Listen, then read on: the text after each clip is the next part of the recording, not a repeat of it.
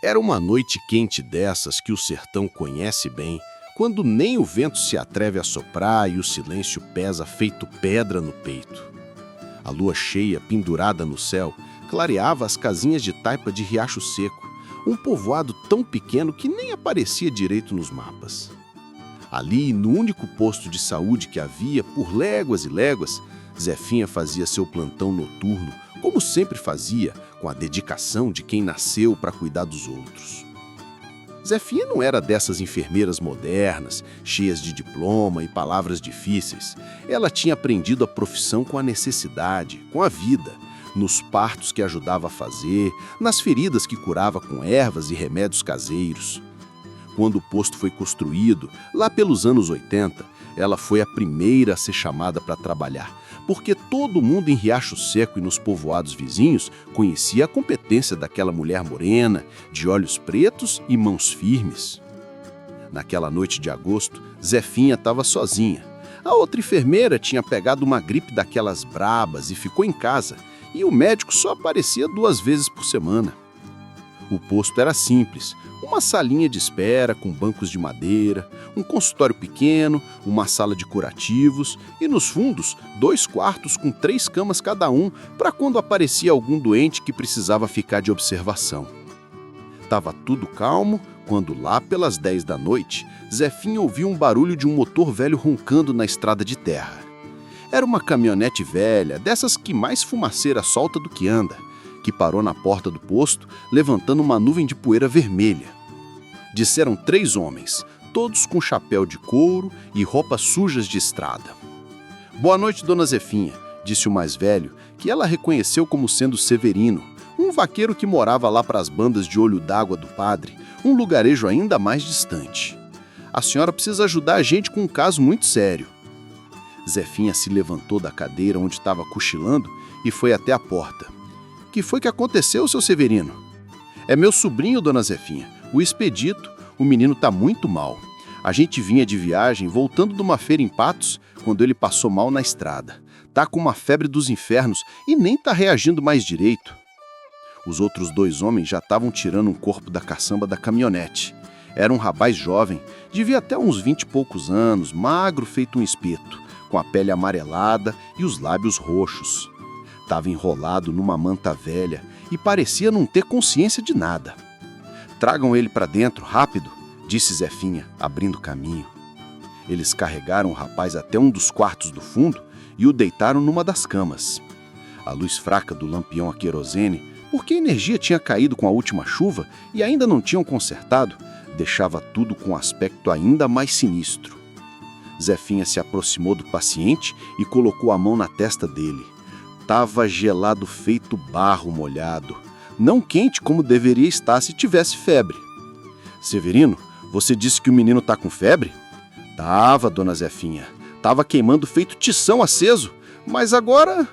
Zefinha pegou o pulso do rapaz. Nada. Aproximou o ouvido do peito dele. Silêncio. Pegou um espelhinho pequeno que tinha na gaveta e colocou na frente do nariz e da boca do moço. O vidro não embaçou. "Severino", ela disse com a voz baixa e séria, "esse menino já está morto." O silêncio que caiu naquele quarto foi pesado, feito chumbo. Os 3 homens se entreolharam, com os olhos arregados. Severino tirou o chapéu e passou a mão nos cabelos grisalhos. "Não pode ser, dona Zefinha. A gente parou aqui porque ele gemeu na estrada. Há menos de 10 minutos, a gente ouviu ele gemer." "Pois eu tô dizendo que esse rapaz já se foi. Não tem pulso, não tem batimento, não tem respiração. Sinto muito, mas não tem mais nada que eu possa fazer." Os homens ficaram parados ali sem saber o que dizer. Então, Severino se benzeu e falou: "Dona Zefinha, a gente precisa avisar a família, mas é longe e essa caminhonete mal tá andando. A senhora pode ficar com ele aqui até a gente voltar com o pai dele? A gente vai, busca o velho Gustavo e volta antes do sol raiar." Zefinha hesitou. Não era comum deixar um defunto no posto, mas também não tinha como fazer diferente. O cemitério de Riacho Seco não tinha velório preparado e a casa funerária mais próxima ficava a mais de 50 quilômetros dali. "Tá bom", ela concordou. "Mas vocês voltem rápido. Eu fico aqui com ele até vocês chegarem." Os homens agradeceram, se despediram e foram embora naquela caminhonete barulhenta, deixando para trás a mesma nuvem de poeira vermelha. Zefinha ficou sozinha no posto, com um morto no quarto dos fundos. Ela cobriu o corpo do rapaz com um lençol branco limpo e fechou a porta do quarto. Voltou para a salinha da frente, acendeu o lampião mais forte que tinha e tentou se acalmar. Não era a primeira vez que ela viu um morto, longe disso, mas sempre dava aquele aperto no coração, aquela sensação ruim de impotência. Passou-se 1 hora, talvez 2. Zefinha estava quase pegando no sono de novo quando ouviu um barulho vindo dos fundos. Um rangido, como se alguém tivesse se mexido na cama. Ela se levantou devagar, com o coração começando a bater mais forte. É coisa da sua cabeça, Zefinha, ela murmurou para si mesma. Corpo morto não se mexe, é só o vento. Mas não tinha vento naquela noite. Ela ficou parada escutando. Nada mais. Então ela ouviu de novo.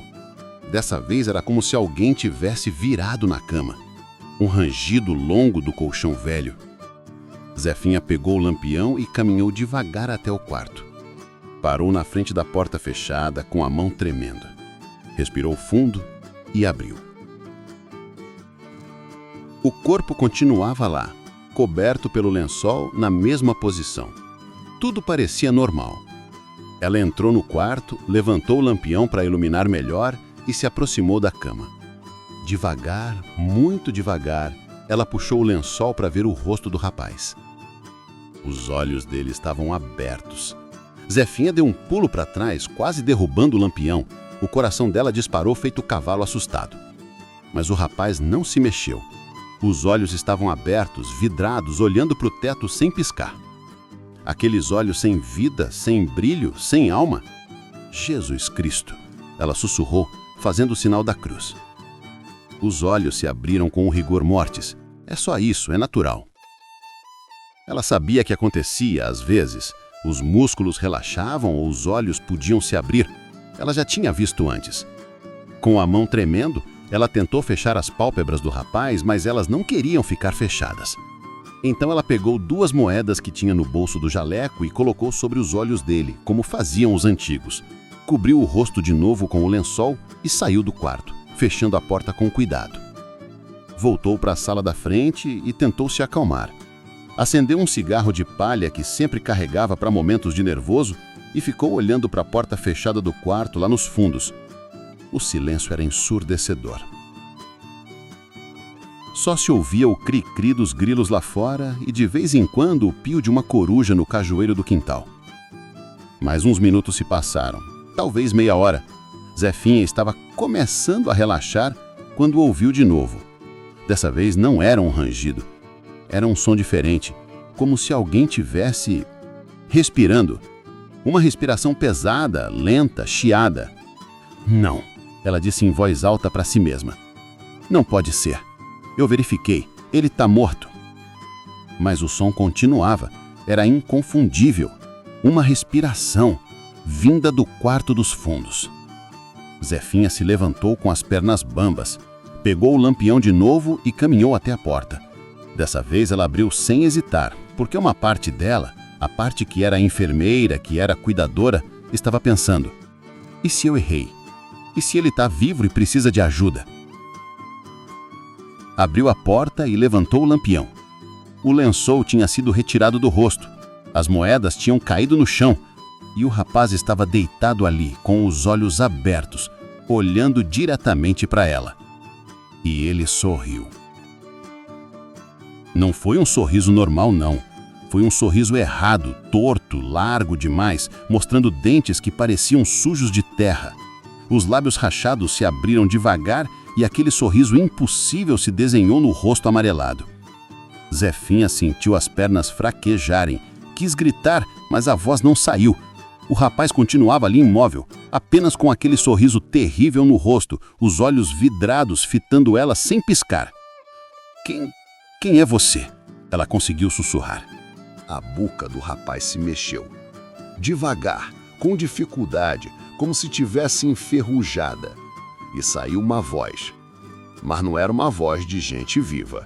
Era uma voz rouca, cavernosa que parecia vir de muito longe, de muito fundo. Zefinha, Josefa Maria da Conceição, filha de João Pedro e Maria das Dores. Ela regalou os olhos. Como aquele rapaz sabia o nome dela completo, o nome dos seus pais, que já tinham morrido há mais de 20 anos? Como você sabe? Eu sei muita coisa, Zefinha.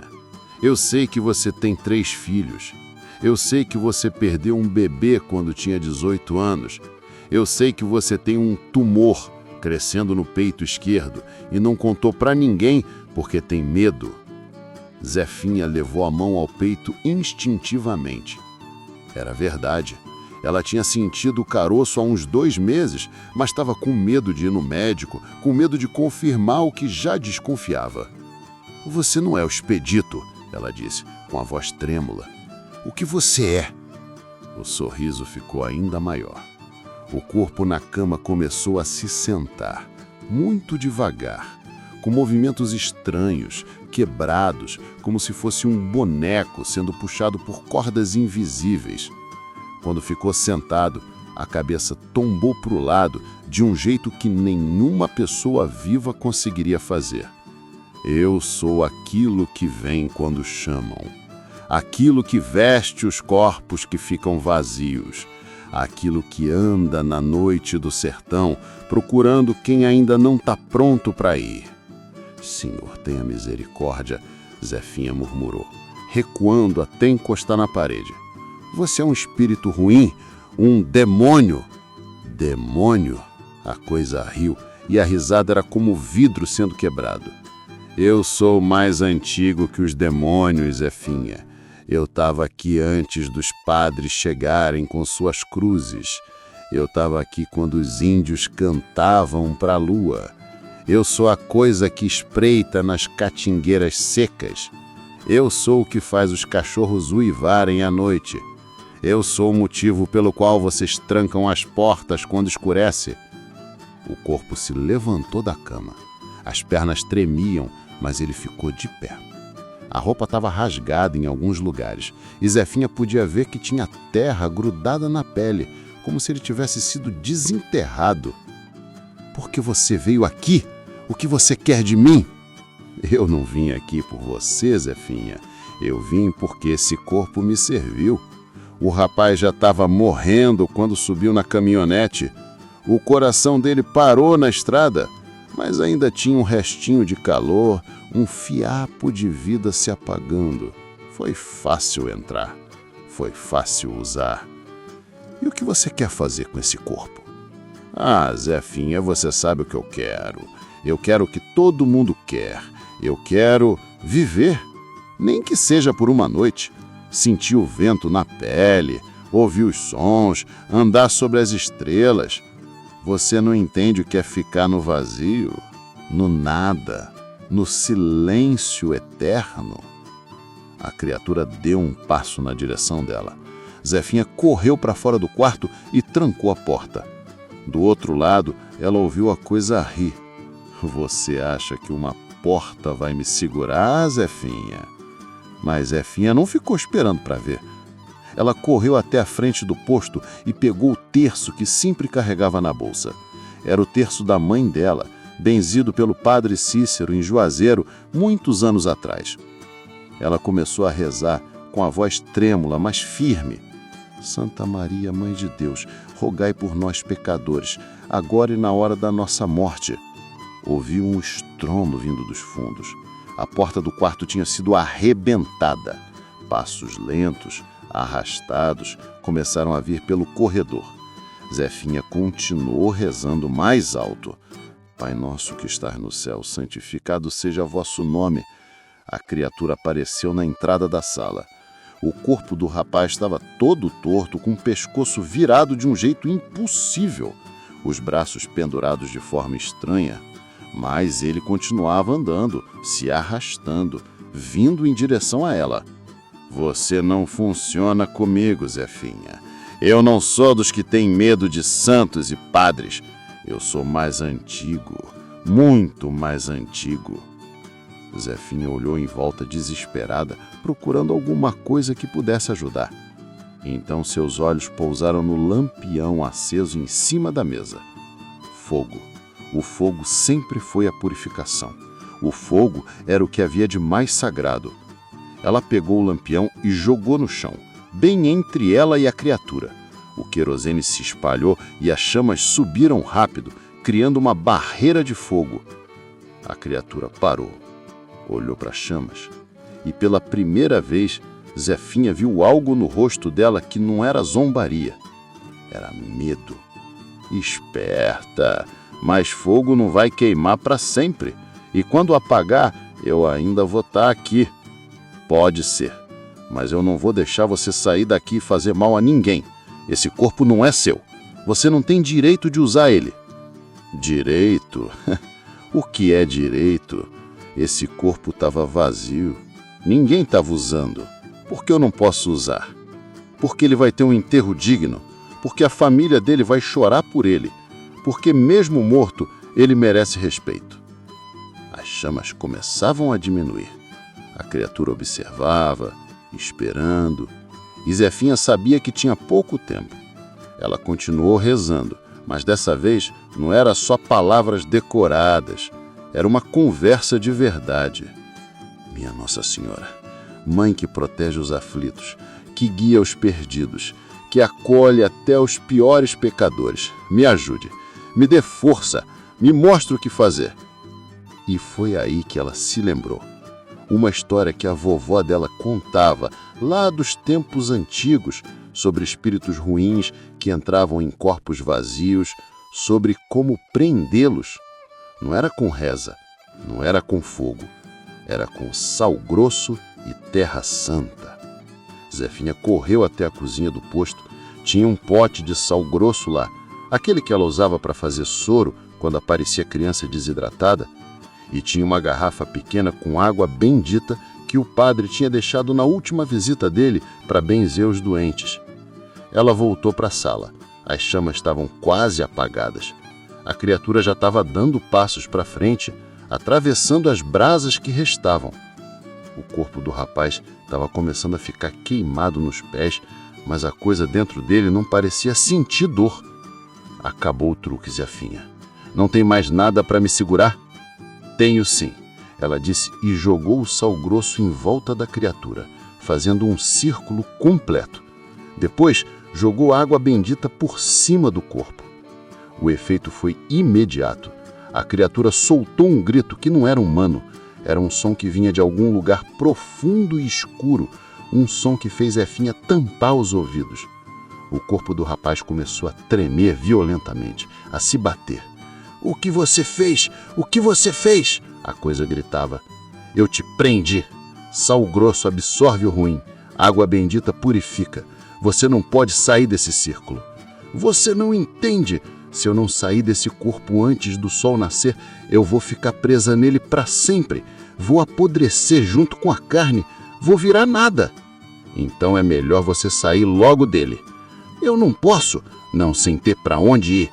Eu preciso de outro corpo vivo, de alguém que me aceite, que me convide."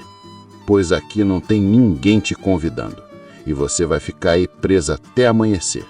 Aí os homens voltam, a gente enterra esse corpo direito e você vai ter que ir para onde quer que seja seu lugar." A criatura se bateu mais um pouco, mas o círculo de sal segurava. Ela tentou quebrar o círculo com os pés, mas toda vez que o corpo tocava na linha branca, era como se levasse um choque. Zefinha se sentou numa cadeira, longe do círculo, e ficou vigiando. As horas foram passando devagar, muito devagar. A criatura às vezes tentava falar com ela, tentava negociar, tentava prometer coisas. "Eu posso te curar, Zefinha. Esse caroço no seu peito eu posso fazer ele desaparecer." "Não, obrigada. Eu posso te dar riqueza, posso mostrar onde tem ouro enterrado no sertão." "Não preciso. Eu posso trazer seu filho de volta. Aquele bebê que você perdeu, eu posso dar vida de novo para ele." Essa oferta quase fez Zefinha vacilar. Quase. Mas ela sabia que não era verdade. O que quer que aquela coisa fosse, ela não tinha poder de dar vida, só de tomar emprestado dos mortos. Não, ela disse com a voz firme. Meu filho está em paz e você não vai usar a memória dele para me manipular. A criatura urrou de raiva e frustração. Finalmente, depois do que parecia uma eternidade, a primeira luz do dia começou a aparecer no horizonte. Zefinha viu pela janela o céu fivando rosado, o sol começando a nascer sobre a caatinga seca. A criatura viu também e soltou um grito final, de desespero e derrota. O corpo do rapaz caiu no chão, dentro do círculo de sal, e ficou completamente imóvel. Dessa vez, quando Zefinha se aproximou e verificou, tinha certeza absoluta. O rapaz estava realmente morto. Não tinha nada mais dentro dele. Só o corpo vazio, em paz finalmente. Ela cobriu ele com um lençol limpo e se sentou para esperar os homens voltarem. Meia hora depois, a caminhonete velha apareceu de novo, levantando poeira. Desceram Severino, os outros 2 homens e mais um senhor de idade que devia ser o pai do rapaz.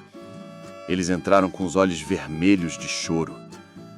Dona Zefinha, a gente veio buscar o corpo do Expedito, disse Severino. Ele está aqui, ela respondeu. Cuidei dele a noite toda. Pode ficar tranquilo.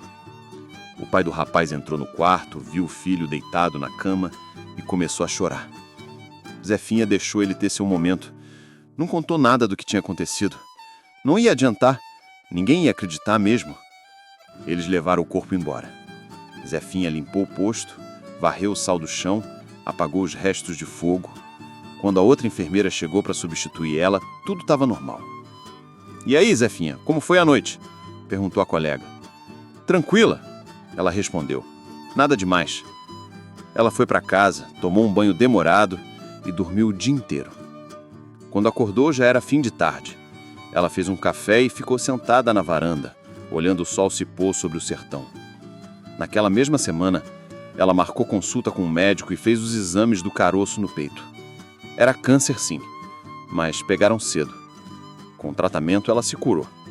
Viveu mais 20 anos, sempre trabalhando, sempre cuidando dos outros. Nunca mais ela teve um plantão tão estranho quanto aquele. Mas também nunca mais ela duvidou das histórias antigas que a avó contava.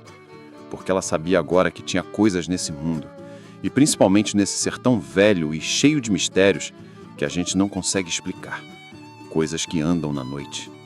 Coisas que procuram corpos vazios para usar feito roupa velha. E ela sabia também que tinha jeitos de se proteger. Sal grosso, água benta, fé, coragem e a certeza de que mesmo os mortos merecem respeito. Merecem paz, merecem um descanso digno, sem serem usados por coisas antigas e famintas que espreitam nas sombras. Anos depois, quando já estava velhinha e aposentada, Zefinha contou essa história para o neto dela, um menino curioso que queria ser médico. O menino ouviu tudo com os olhos arregalados. E era verdade mesmo, vó? Ou é só história para assustar? Zefinha sorriu, daquele jeito que só as pessoas velhas e sábias sabem sorrir.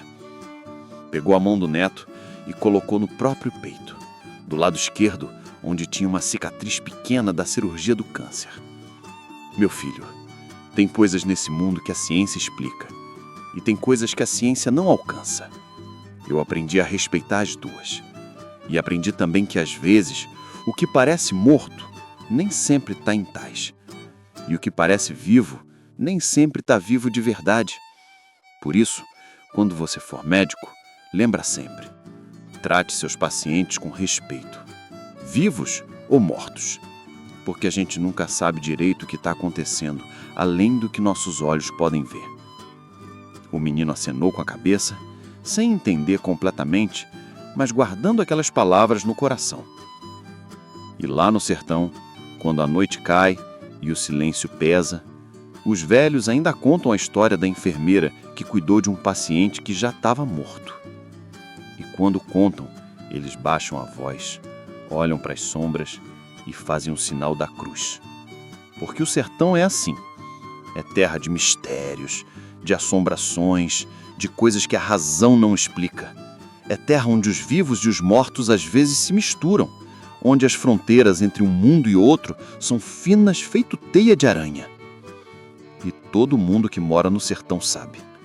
Quando a noite cai, quando os cachorros uivam sem motivo, quando o vento para de soprar e o silêncio fica pesado demais, é melhor ficar em casa. Trancar as portas, acender uma vela, fazer uma reza, porque tem coisas andando por aí. Coisas antigas, coisas famintas, coisas que procuram corpos vazios para vestir feito roupa velha. E se você, viajante, estiver passando pelo sertão numa noite dessas e vir alguém andando sozinho na beira da estrada, com os movimentos estranhos, com a cabeça torta demais, com um sorriso largo demais, não pare, não ofereça carona, não faça perguntas. Apenas continue dirigindo. Reze baixinho e agradeça quando vê as primeiras luzes do dia nascendo no horizonte. Porque no sertão, todo mundo sabe.